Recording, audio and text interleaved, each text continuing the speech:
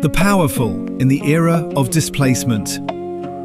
The era of manual effort has become obsolete, overshadowed by a new phase where thoughts can be transformed into reality.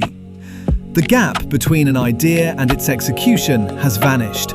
You simply envision an outcome and the system brings it to life. However, the true limiting factor is no longer skill, resources, or time, but rather human discipline.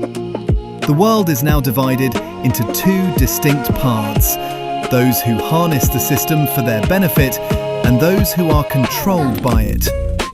For those who surrendered to frictionless ease, the sudden lack of a demanding workload plunged them into a collective waiting room, stripping away the busyness they once used to hide from themselves. In removing the friction of the daily grind, they traded their collective armour for convenience, and their edge vanished. Seduced by a slow, insidious luxury, this programmed class melted into a soft, passive hedonism.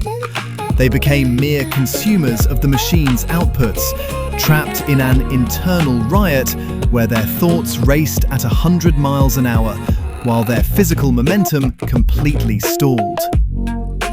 Succumbing to this toxic haze, they allowed the algorithm to numb their boredom and dictate their reality, their agency swallowed by the raw, noisy silence of their own understimulated minds.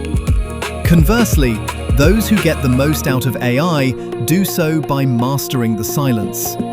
They understand that to thrive in this strange, frictionless being-between state, they must practice active patience.